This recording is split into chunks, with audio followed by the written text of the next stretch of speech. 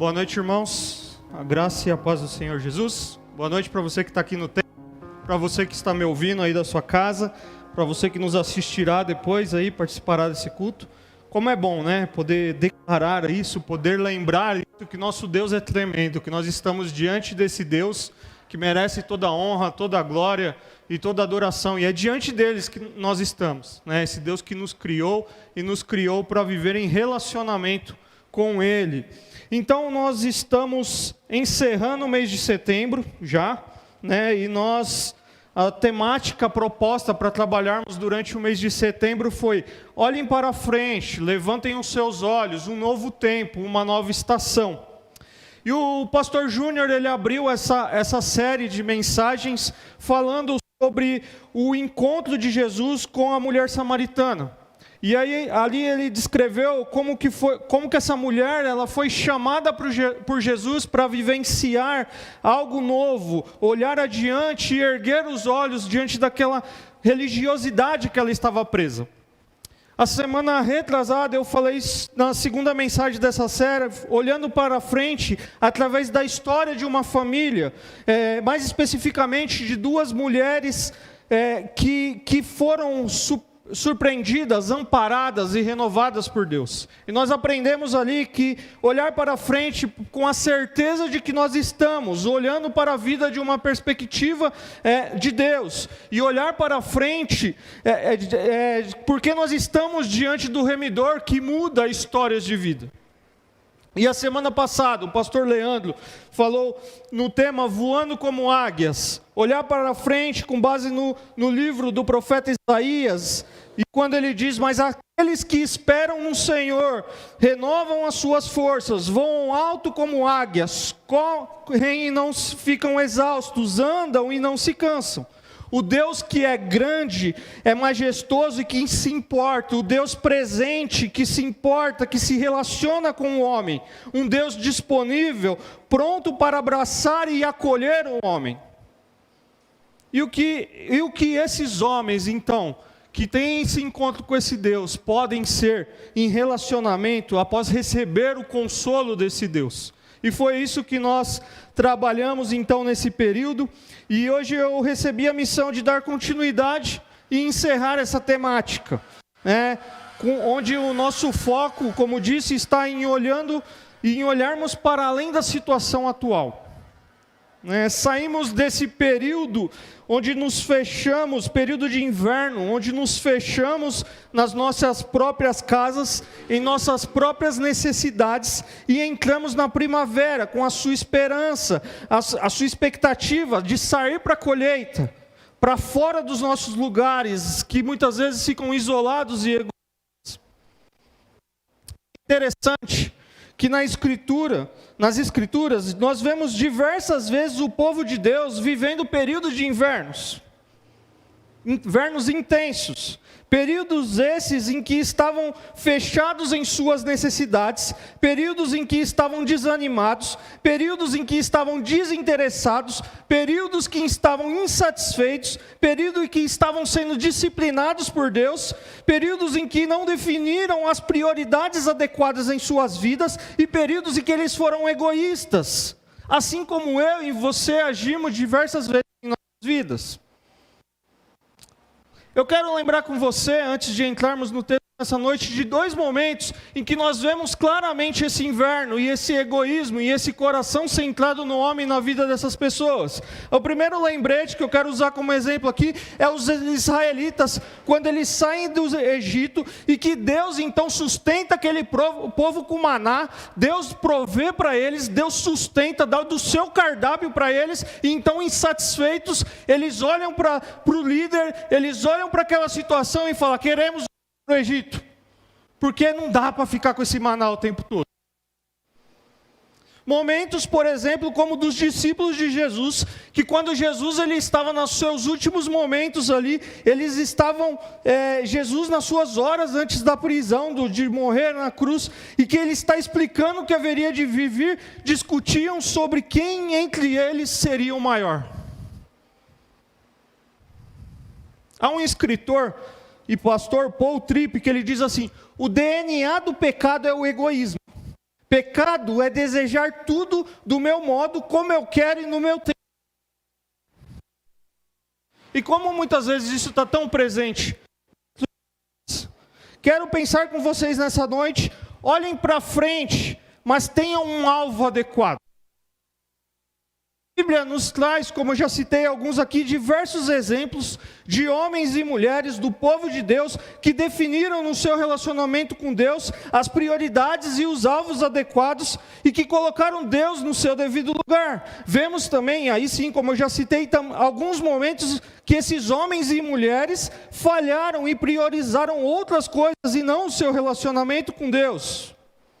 Vemos a nação de Israel, que foi levantada por Deus para ser um referencial às nações gentílicas, que habitavam então ao entorno das terras, a nação que foi escolhida por Deus para ser um instrumento vivo do amor de Deus para todos os povos da terra, como em diversos momentos falharam e não definiram as prioridades adequadas, que falharam e não glorificaram Deus, que muitas vezes não foram sensíveis e perceptíveis do que foram chamados por Deus para fazer parte de algo grandioso.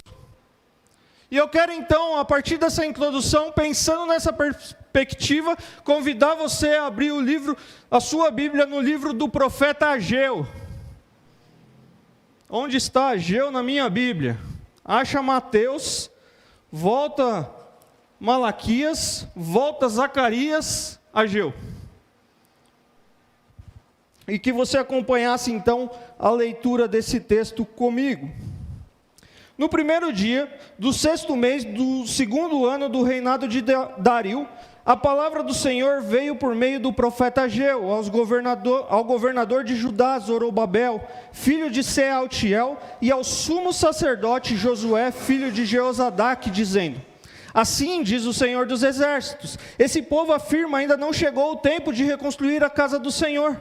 Por isso a palavra do Senhor veio novamente por meio do profeta Ageu. Acaso é tempo de vocês morarem em casas de fino acabamento, enquanto a minha casa continua destruída? Agora assim diz o Senhor dos Exércitos, vejam onde os seus caminhos os levaram. Vocês têm plantado muito e colhido pouco, vocês comem, mas não se fartam, bebem, mas não se satisfazem, vestem-se, mas não se aquecem. Aquele que recebe salário, recebe-o para colocá-lo numa bolsa furada. Assim diz o Senhor dos Exércitos, vejam onde os seus caminhos os levaram, subam ao monte para trazer madeira, construam um templo para que eu me alegre e nele seja glorificado, diz o Senhor. Vocês esperavam muito, mas eis que veio pouco, e o que vocês trouxeram para casa eu dissipei como um sopro. E por que eu fiz? Pergunta o Senhor dos Exércitos. Por causa do meu templo, que ainda está destruído, enquanto cada um de vocês se ocupa com a sua própria casa.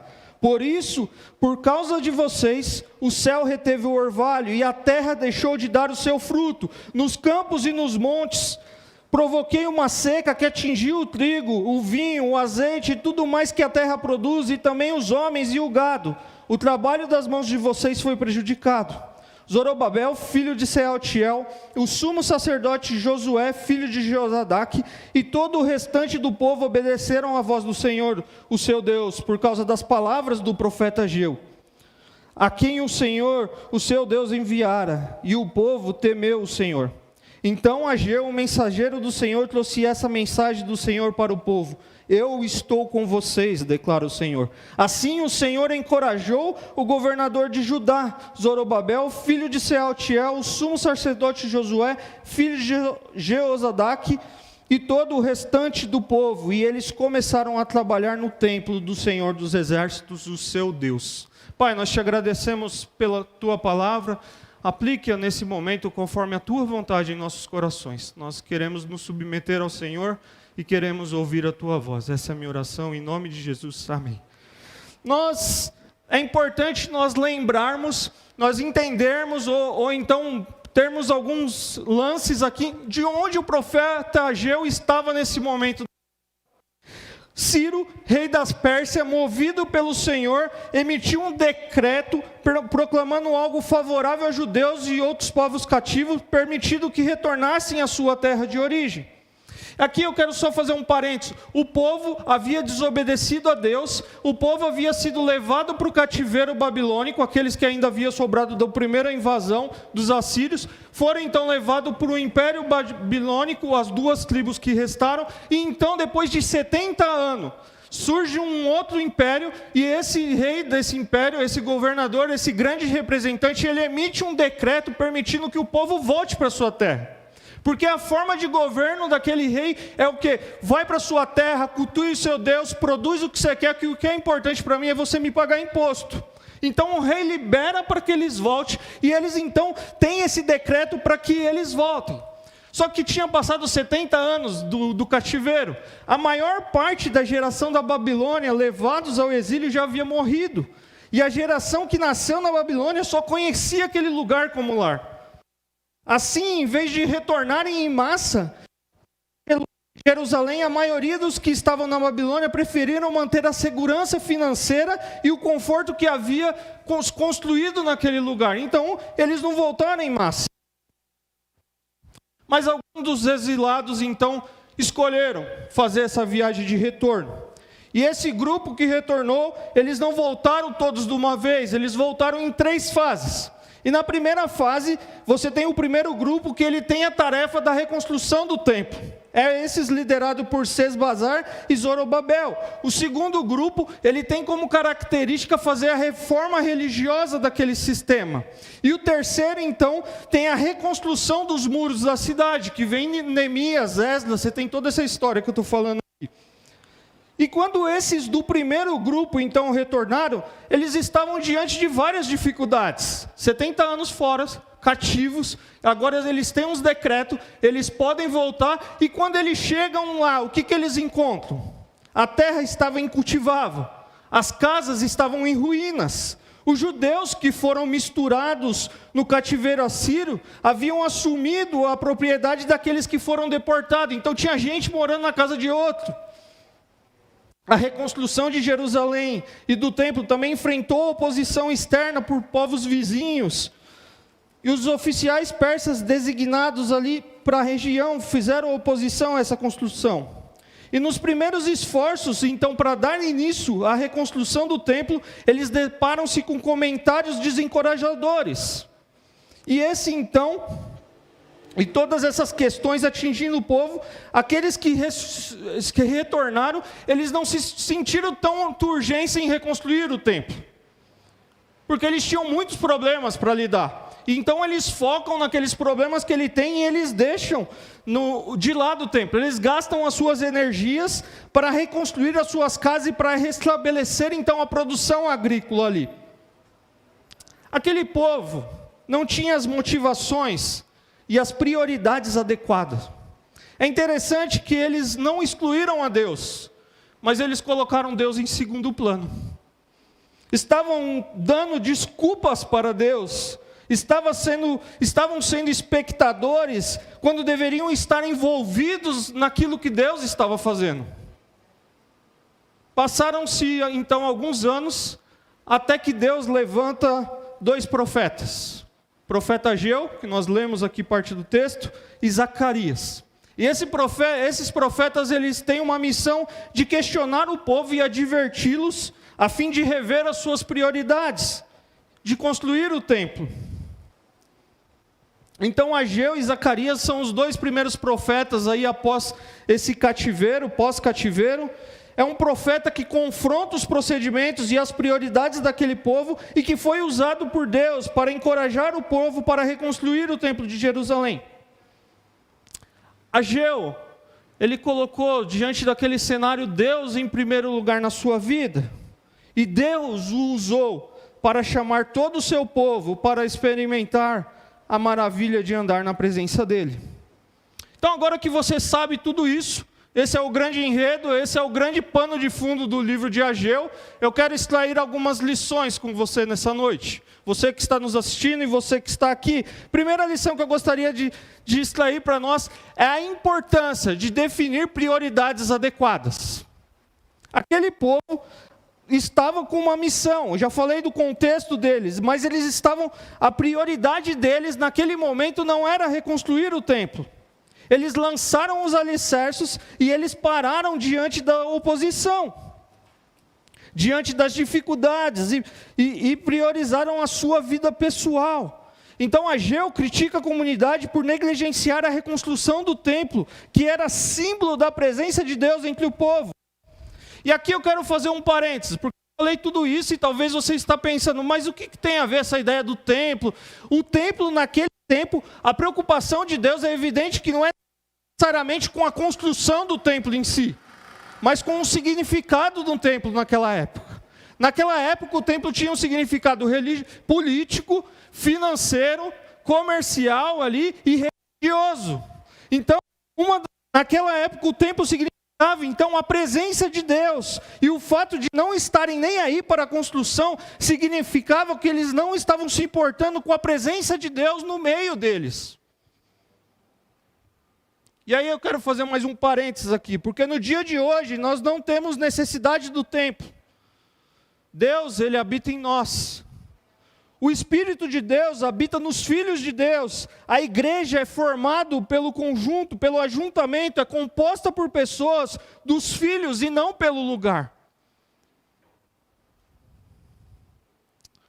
E Ageu, então, falando em nome de Deus, ele repreende a comunidade de antigos exilados pela preocupação com o seu em casa de fino acabamento, enquanto o templo do Senhor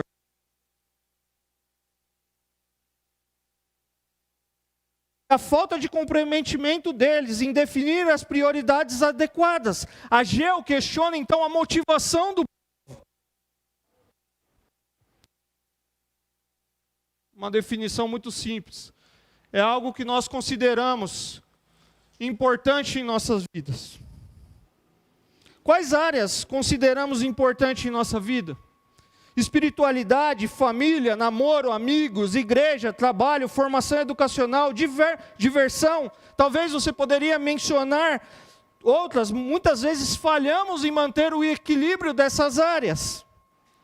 Quando examinamos as nossas prioridades, nós definimos uma das áreas, nossas vidas. Constantemente devemos fazer escolhas, e são diante das escolhas que revelamos quais são as nossas prioridades.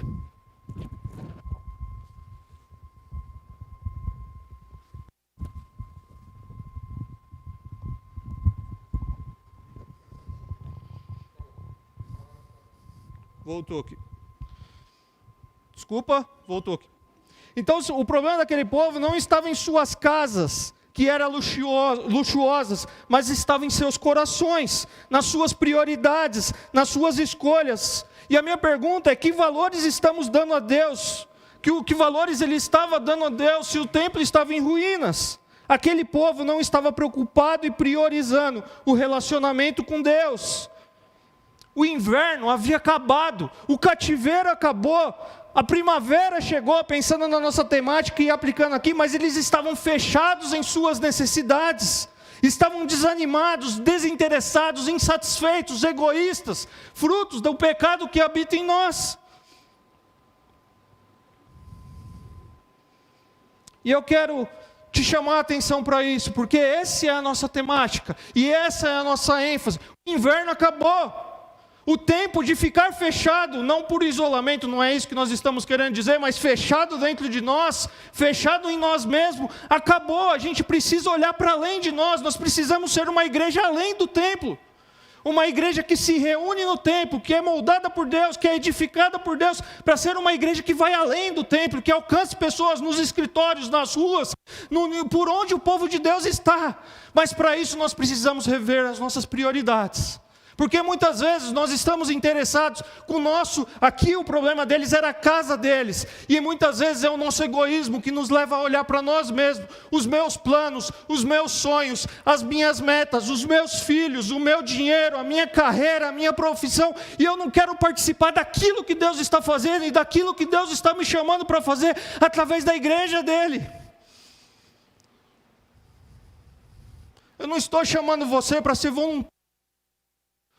Eu estou convocando você, através da palavra de Deus, a viver esse evangelho para onde Deus te mandar, através de você, para onde você estiver, mas viver um evangelho verdadeiro, onde a prioridade é refletir o caráter do mestre, é andar como o mestre andou, é ter as pegadas do mestre. Preguei hoje sobre um tema, e o tema era andando nos passos de Jesus, e eu citei um exemplo de uma história, né, que os discípulos de Jesus, os discípulos dos judeus ali tinham um ditado que eles deveriam andar tão de perto do mestre, que as pegadas, as poeiras do mestre tinham nele. E eu pergunto para você, quanto de Jesus, o quanto de transformação, o quanto da presença de Deus tem na sua vida? Por isso o convite para nós nessa noite é rever as nossas prioridades. A segunda lição para nós aqui é as consequências em viver uma vida de desobediência. O texto nos diz que aquele povo é chamado para uma séria reflexão. O profeta leva aquele povo para uma reflexão, porque não priorizaram o Senhor. O povo de Deus via que seu trabalho produzia poucos resultados reais, experimentava uma inutilidade em todas as suas atividades. E aí o profeta chama: veja para onde os seus caminhos o levaram. Vocês têm plantado muito, mas colhido pouco. Vocês comem, mas não se fartam. Vocês bebem, mas não se satisfazem. Vestem-se, mas não se aquecem. Recebem salário, mas parecia colocar numa bolsa furada. O povo estava experimentando uma tremenda frustração. Frustração essa, porque Deus não era prioridade em suas vidas. Estavam sendo disciplinados por Deus.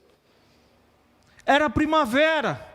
Mais uma vez, pensando na nossa temática, tempo de esperança, de expectativa, de sair para a colheita, para fora de lugares isolados e egoístas. Mas eles estavam ainda, em seus corações, vivendo um período de desesperança, de egoísmo, centrado neles mesmos. Esse era o resultado colhido pelo povo por violarem a aliança com o Senhor. O Senhor explica que estavam correndo o Senhor explica que isso estava ocorrendo porque sua casa, o templo, estavam em ruínas, sem que eles tivessem nenhum esforço para reconstruí-lo. Aqui, não estamos falando de teologia da prosperidade, mas nós estamos falando daquilo que Deus havia prometido para eles, através da aliança que havia feito com eles, e que eles estavam sendo disciplinados por Deus. E quantas vezes você tem vivido dias difíceis? Você sente que, como o povo, eu trabalho e parece que cai na bolsa furada. Hoje não é assim, né? Cai na conta e já entra no negativo. Não sei se talvez uma ilustração melhor. Mas eu como e nunca me farto. Por quê? Porque eu não olho para o lugar adequado. As minhas prioridades não são a do Senhor. E então Deus está cuidando de mim, está me tratando porque Ele me ama, porque Ele quer que eu viva de acordo com a vontade dEle.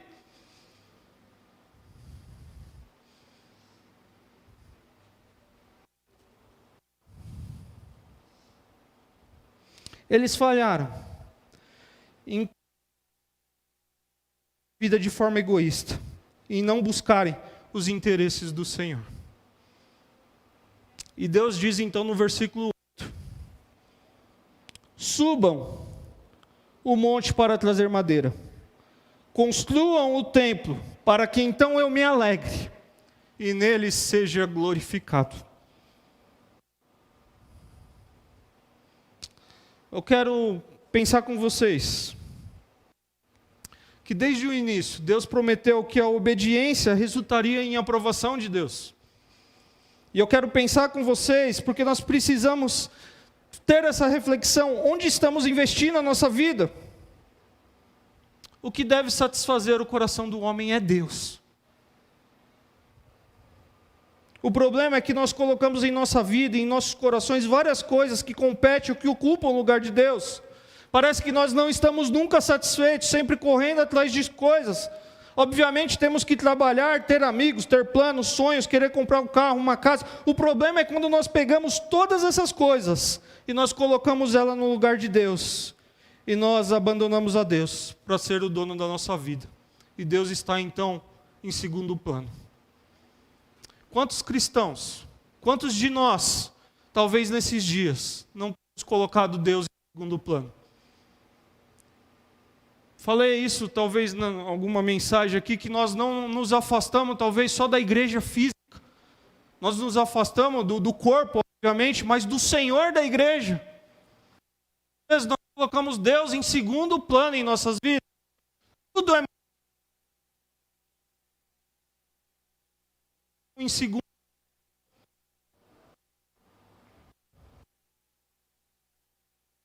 São anos da sua caminhada de vida cristã. E outros que passam ano e não crescem na vida. Seu relacionamento com a igreja não é fruto e não reflete um relacionamento íntimo e profundo com Cristo Jesus. E vive como a nação de Israel então estava vivendo. Preocupado com ele e não colocando Deus. E Ageu, então, ele leva, né? O profeta é aquele que transmite a palavra de Deus, é alguém que fala no lugar de outra pessoa, geralmente é o porta-voz de Deus aqui na Bíblia. Então o profeta fala, Deus fala através do profeta, e o povo responde. Deus fala através da sua palavra, para nós hoje. E a minha pergunta para nós é: como estamos respondendo? Dentro de 24 dias depois, então, que Deus chama a atenção daquele povo, eles começam a reconstruir o templo. O profeta tem a satisfação de ver a renovação dos trabalhos de construção. O povo responde com obediência à palavra de Deus. A palavra foi dada por meio do profeta, e o povo responde à palavra. E aí Deus diz então no verso 13, eu quero que você vá lá comigo.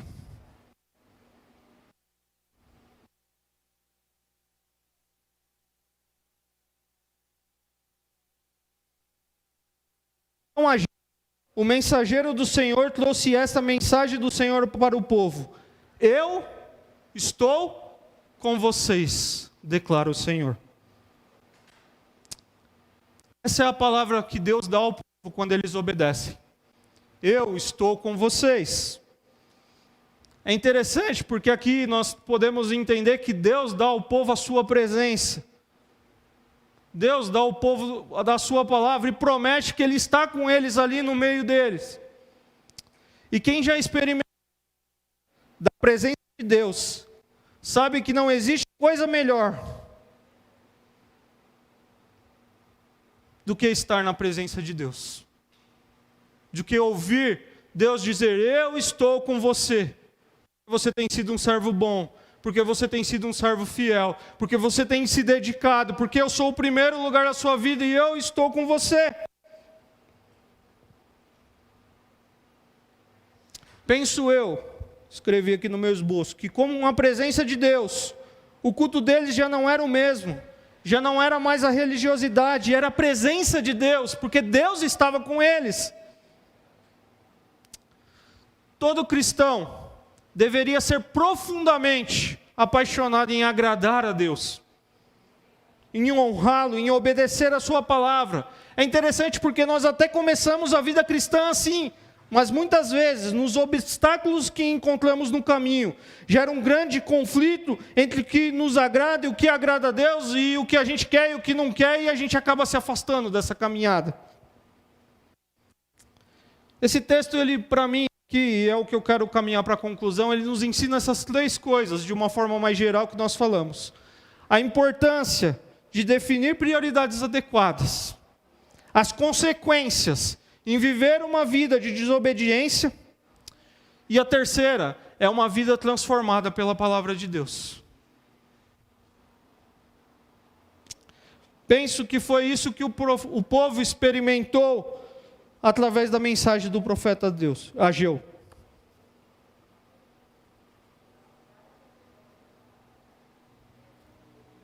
E a minha pergunta para você é: quais tem sido a sua prioridade? É hora de olhar para frente. O inverno acabou, é primavera, é tempo da colheita, é tempo de se abrir, é tempo de olhar para além de nós mesmos. E eu quero te desafiar a sair da sua própria casa, sair de dentro de você mesmo e a experimentar aquilo que Deus quer fazer em você e através de você. Ele te envia no seu trabalho, na sua escola, aqui na igreja, onde você mora, mas refletir, alguém que Deus habita ali dentro, e é uma casa linda de Deus, e que as pessoas podem olhar e falar, ali é templo do Espírito Santo, ali é a casa de Deus bem construída, ali tem presença de Deus, ali tem vida transformada, ali tem marca de um bom pai, ali tem marca de uma boa mãe, ali tem marca de um bom filho, ali tem marca de um bom marido, ali tem marca de alguém que respeita o próximo, ali tem marca de alguém que obedece à sociedade em que nós vivemos. Por quê? Porque ali é casa de Deus. O Espírito Santo habita ali e a transformação ali dentro. O convite para nós, penso eu nessa temática, é para a gente sair de dentro de nós mesmos, sair desse momento de agasalho, de ficar aqui e falar, vamos viver o que Deus tem para fazer. E volto a reforçar, não estou falando quebrar isolamento, não é isso. Nós estamos falando de vidas que refletem aquilo que vai muito além de quatro paredes. Esse é o convite de Deus para o povo. E esse é o convite de Deus para nós, nessa noite. Ele continua querendo o primeiro lugar. Ele continua querendo habitar em nossos corações.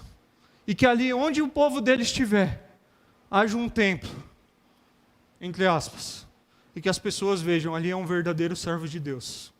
Como começa isso? Através da cruz de Cristo. Para aquilo que Deus estava construindo através do seu povo, que muitas vezes, como eu disse no começo, desobedeceram, que muitas vezes não entenderam a providência de Deus, que muitas vezes estavam desinteressados com aquilo que Deus estava fazendo, estava fechado dele. Deus estava construindo aquilo que para nós hoje seria a nossa salvação, porque Ele enviaria o seu Filho para morrer por nós, para perdão dos nossos pecados, e para Ele agora habitar aqui dentro, e eu e você, onde nós estivermos, vivermos para a honra e glória do Senhor. Talvez é tempo da gente fazer uma reflexão de nossas vidas. Talvez, eu penso muito nisso e eu quero compartilhar com vocês. Às vezes a gente cai nessas temáticas, né? Um mês, a gente muda e parece que isso passa e mais um tema, estamos aí. Poxa, mas vamos viver aquilo que Deus tem tratado, tem instruído os líderes da igreja para trabalhar com nós, e vamos viver esse tema em nossas vidas.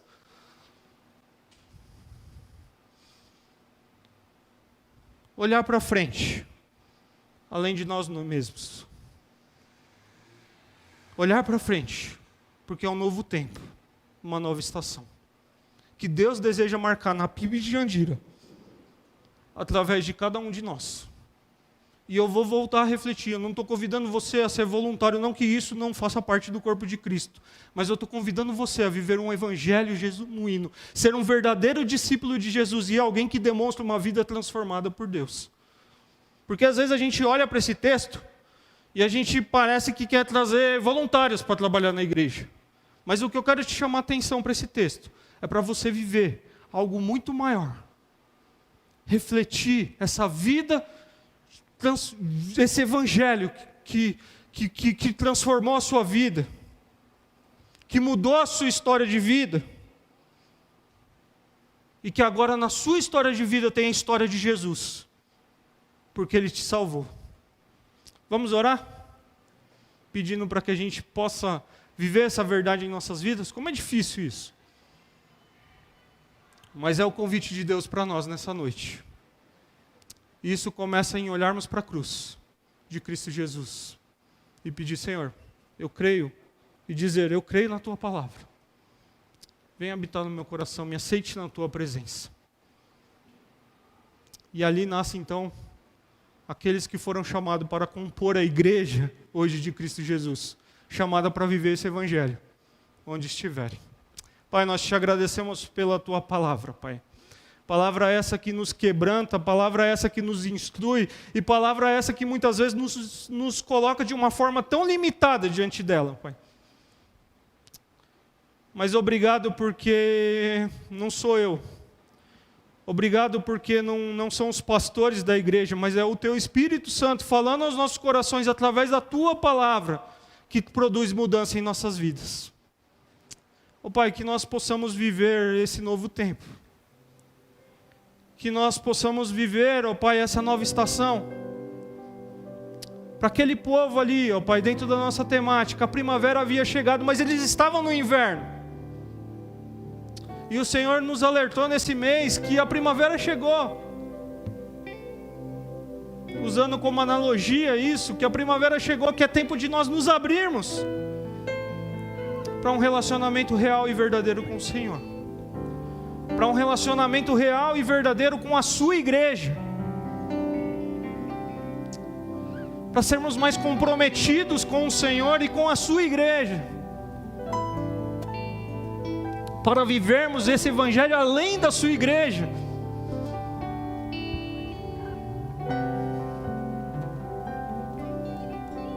Que as pessoas do nosso tempo e da nossa sociedade possam olhar para cada um de nós aqui e dizer: esse é um verdadeiro servo de Deus. Tem prioridades adequadas. A visão dele é uma visão bíblica, uma visão de mundo a partir daquilo que Deus refletiu através da sua palavra. E que no final de tudo isso, é aquilo que o Senhor sempre desejou ali para o seu povo, é que o seu nome fosse glorificado.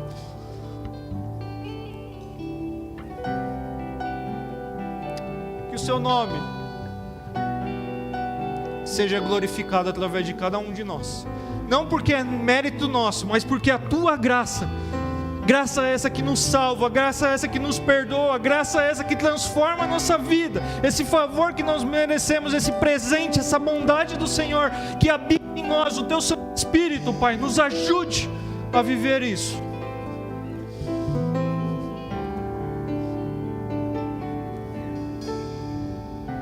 Que vidas se achegam ao Senhor. Confessem os seus pecados, um perdão pelos seus pecados.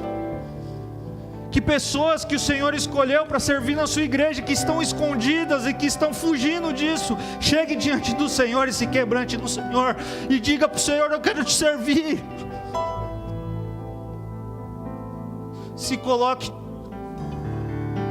para a honra e glória do seu nome, nós oramos, amém, em nome de Jesus.